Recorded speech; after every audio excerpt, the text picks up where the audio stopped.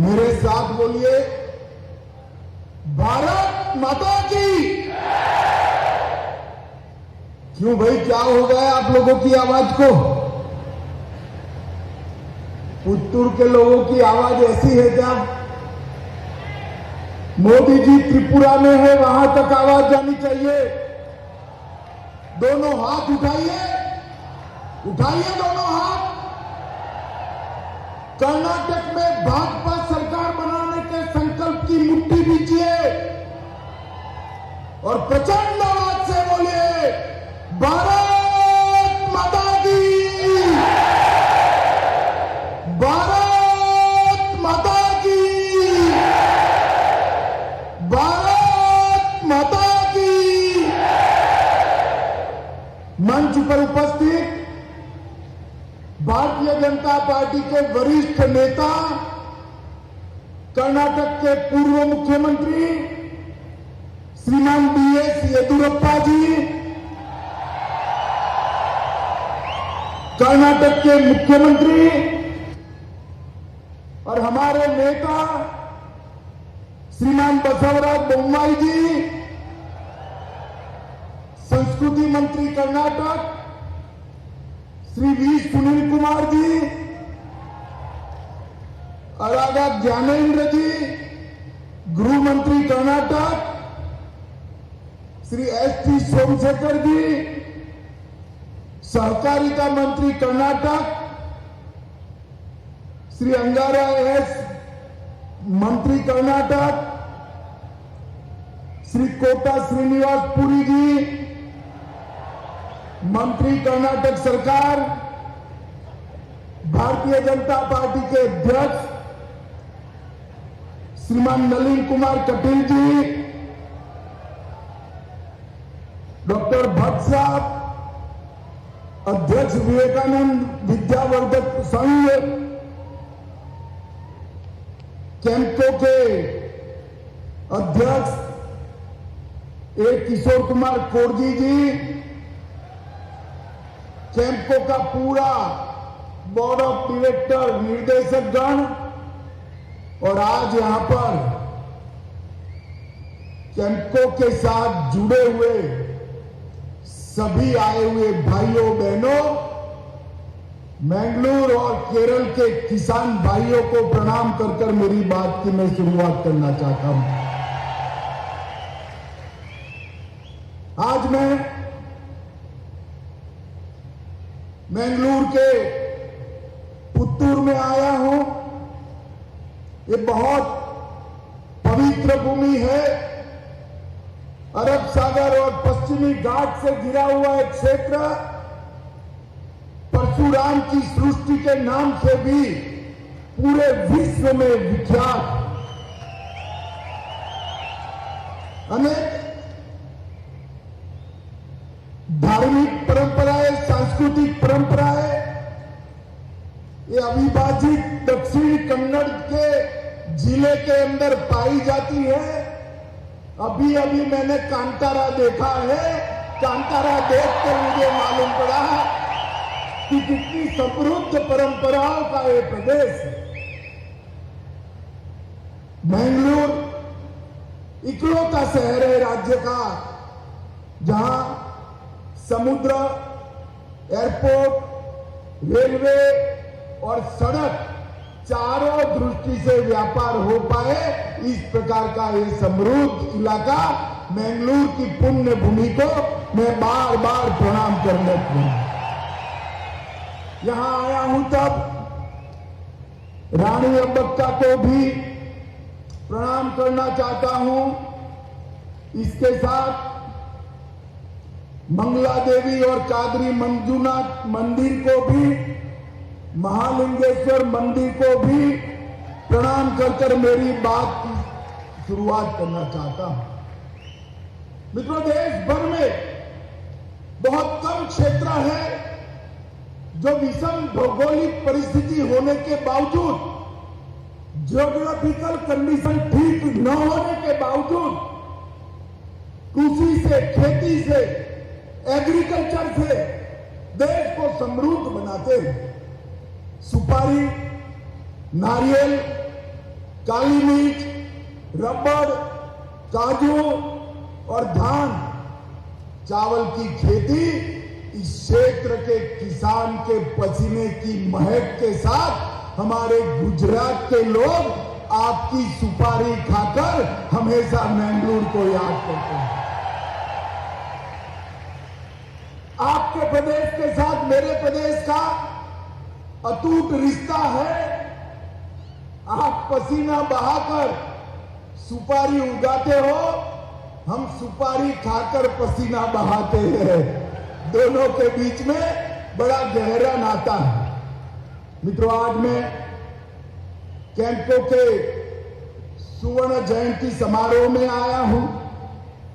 मुझे जब निमंत्रण मिला तब मैं सोचता था जाऊं न जाऊं, मगर कैंपो की गतिविधियां जब मैंने देखी, इसकी प्रगति देखी, तो मैंने निर्णय कर दिया इस देश के कोऑपरेटिव मिनिस्टर के नाते इस मल्टी स्टेट कोऑपरेटिव में निश्चित जाना चाहिए। उनके प्रयासों का समर्थन, उनका साधुवाद करना चाहिए।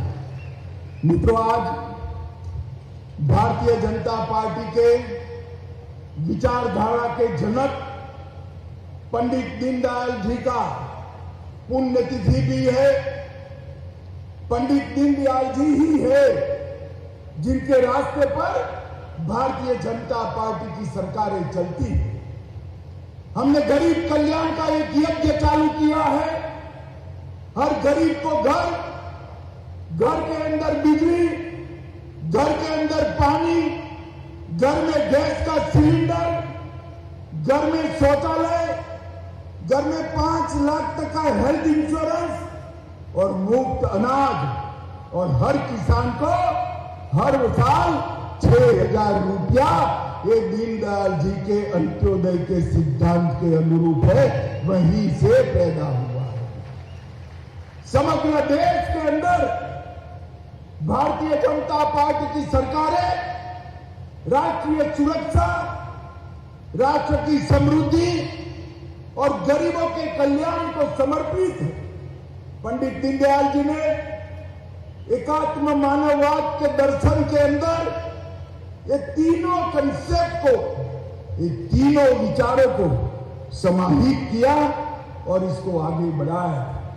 उनकी निर्मम हत्या हुई थी आज ही के दिन मुगलसराय रेलवे स्टेशन पर। आज मैं उनको बड़े मन के साथ करोड़ों भारतीय जनता पार्टी के कार्यकर्ताओं की ओर से प्रणाम कर श्रद्धांजलि देना चाहता हूं। मित्रों, यहां पर कैंपो के एग्री मॉल का शिलान्यास हुआ।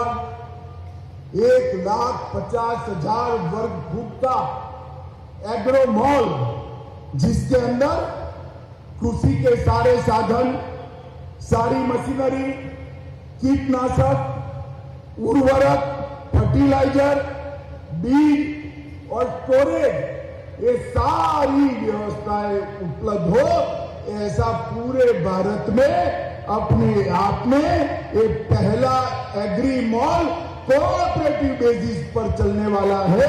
मैं कैंपो के सारे निर्देशक मंडल को बहुत बहुत बधाई और बहुत बहुत साधुवाद देना चाहता हूं।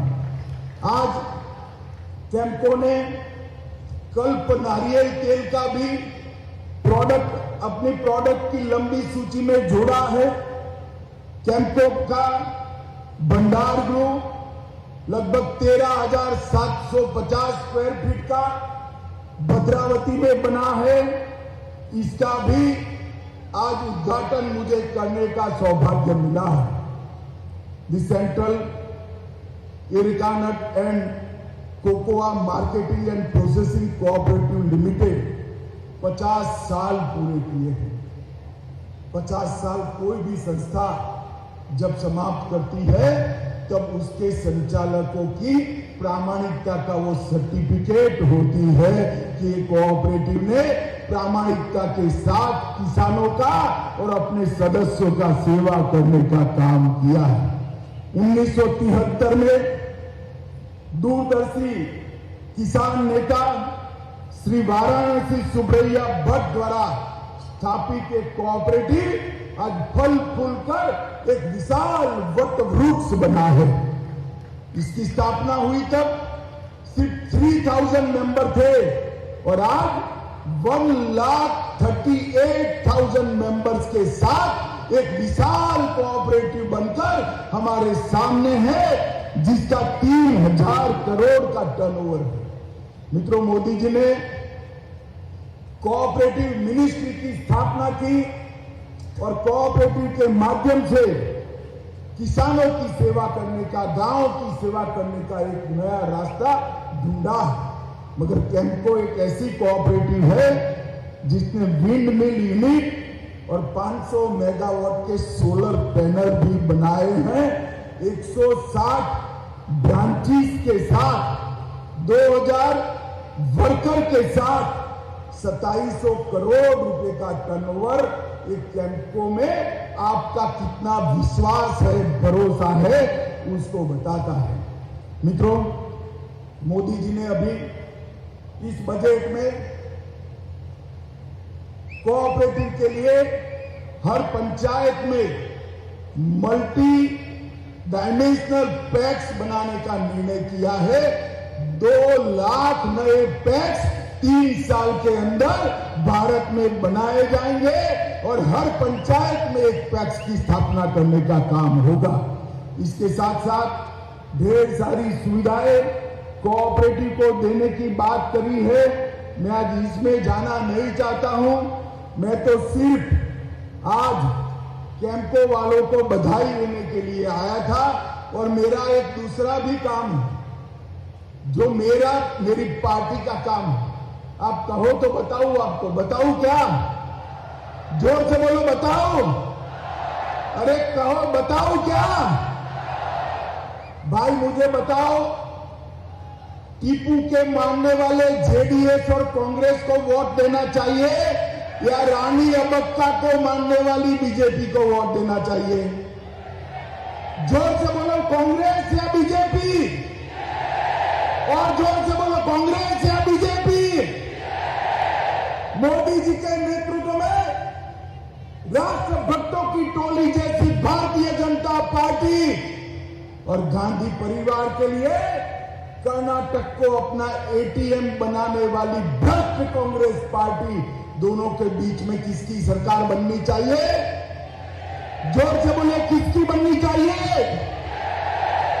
मित्रों, एक जनता दल एस और कांग्रेस एक कर्नाटक का भला नहीं कर सकती। कर्नाटक का भला जब हुआ भारतीय जनता पार्टी की सरकार। आज पूरे देश के किसान हमारे येदियुरप्पा जी को याद करते हैं। जब येदियुरप्पा जी थे तब कर्नाटक के किसानों का भला हुआ। पूरे देश के लोग येदियुरप्पा जी को याद करते हैं। उनके नेतृत्व में ही बेंगलुरु बढ़ा। आज मोदी जी ने इस क्षेत्र के अंदर ढेर सारी चीजें करी और सबसे बड़ी बात मैं बताता हूं, दक्षिण कर्नाटक वालों, एक कांग्रेस वालों ने पीएफआई के 1700 लोगों को छोड़ने का काम किया था और भारतीय जनता पार्टी के नेता नरेंद्र मोदी जी ने पीएफआई पर बैन लगाकर हमेशा के लिए बंद कर दिया। ये तुष्टीकरण करके देश विरोधी तत्वों को ताकत देने वाली कांग्रेस पार्टी कभी कर्नाटक को सलामत नहीं कर सकती। आपके नजदीक केरल, मैं ज्यादा कहना नहीं चाहता। अगर कर्नाटक को सुरक्षित रखना है तो केवल और केवल भारतीय जनता पार्टी रख सकती है। नरेंद्र मोदी के नेतृत्व में कर्नाटक की भाजपा सरकार है। मित्रों, मोदी जी ने देश को सुरक्षित करने का काम किया। देश में से आतंकवाद, नक्सलवाद को समाप्त करने का काम किया। अरे मुझे बताओ दक्षिण कर्नाटक वालों, ये कश्मीर जो है हमारा है या नहीं है?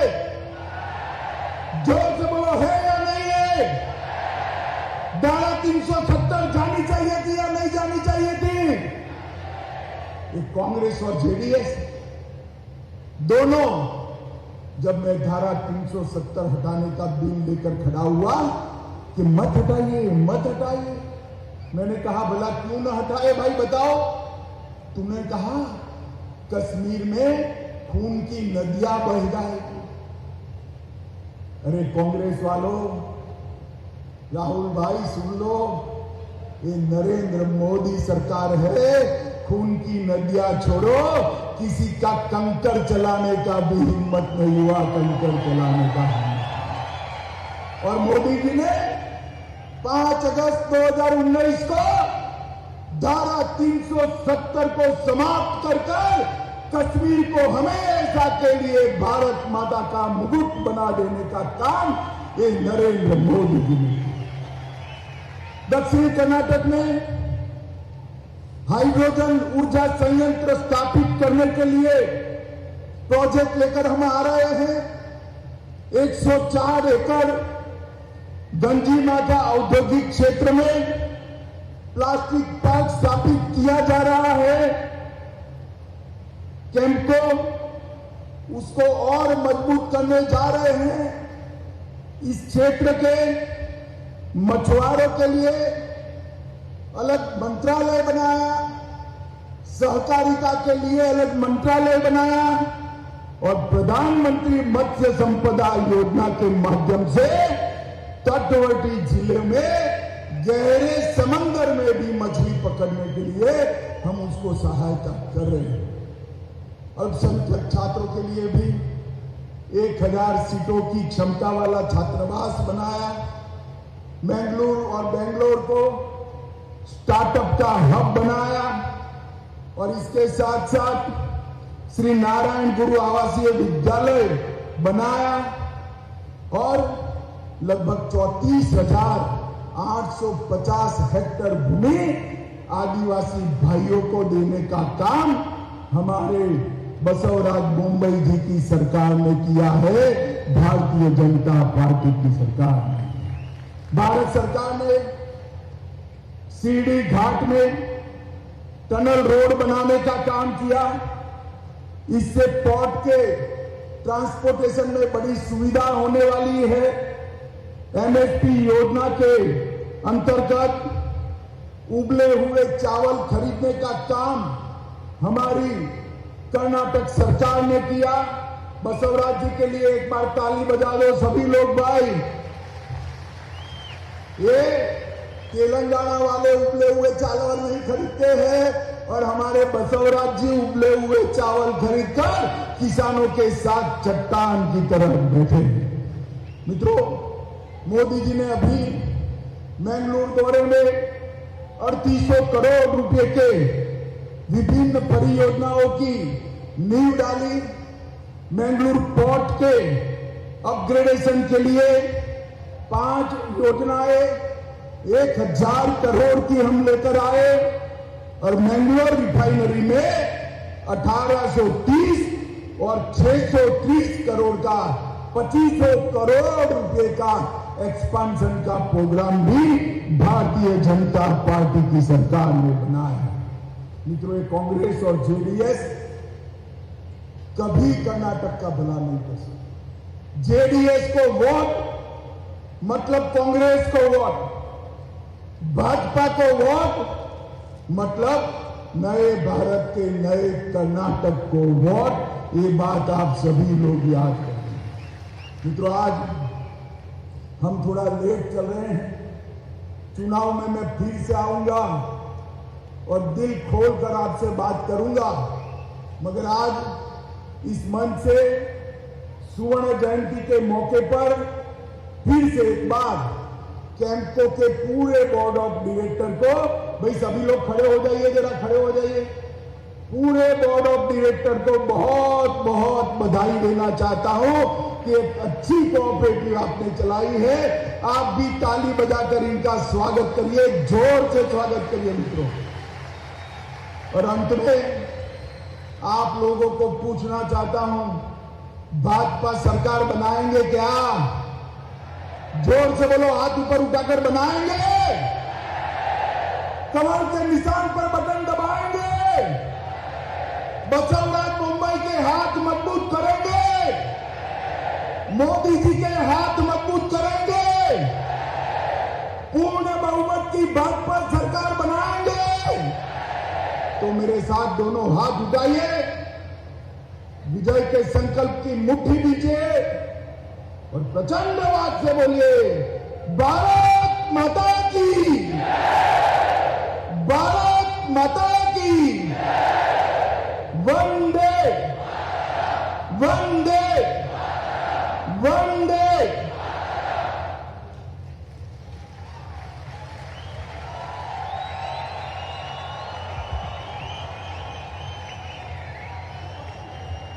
कृषि प्रधान स्वराज्य भारत के अमृत महोत्सव के शुभ अवसर पर किसानों को स्वावलंबी और आत्मनिर्भर बनाने के साथ साथ देश के आर्थिक